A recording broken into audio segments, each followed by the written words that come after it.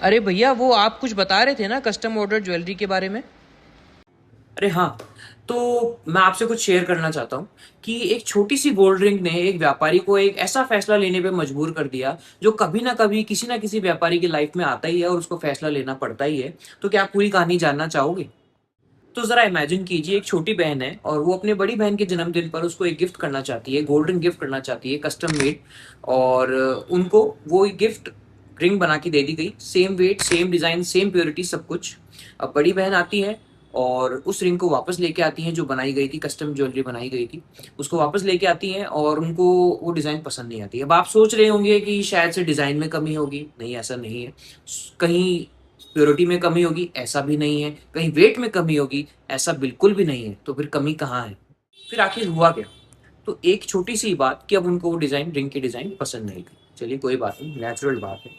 तो उन्होंने कहा कि वापस उनको एक नई कस्टम मेड रिंग बनानी है और उन्होंने ऑर्डर दे दिया। वापस से वो डिज़ाइन हुई, वापस से उनका सब कुछ फिक्स हुआ।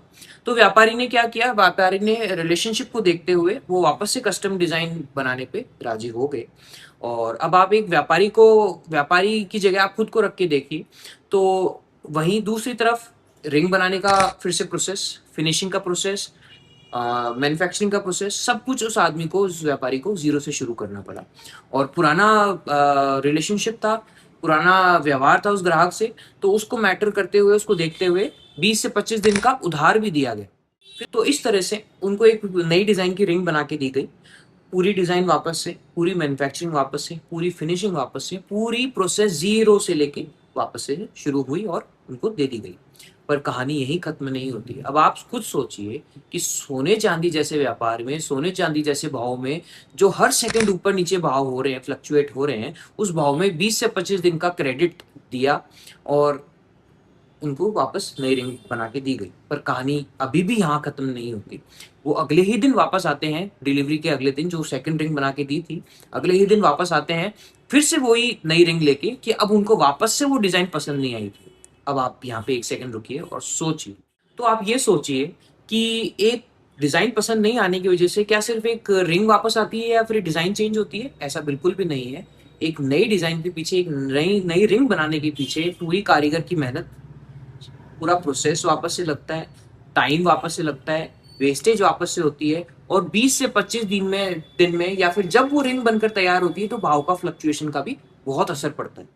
तो यही वजह है कि कस्टम ज्वेलरी को जो शोरूम की जो रेगुलर डिज़ाइन होती है, जो रेगुलर सेलिंग डिज़ाइन होती है, उसकी तरह नहीं देखा जाता।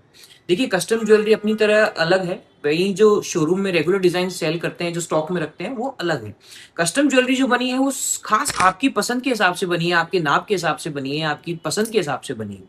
तो ऐसा नहीं कि आपने चेंज करवाया तो कोई व्यापारी उसको अपने हर बार स्टॉक में रख लेगा। कई बार होता है कि वो शोरूम की रेगुलर सेलिंग डिज़ाइन के साथ मैच हो जाती है, फिर बिकने लायक होती है, तो व्यापारी वापस रख सकता है और आपको उसकी जगह दूसरी दे सकता है। पर कई बार ऐसा होता है कि वो सिर्फ आपके हिसाब से ही बनी है और वो शोरूम की रेगुलर सेलिंग डिज़ाइन से मैच नहीं करती है, तो वो नहीं बिकती है।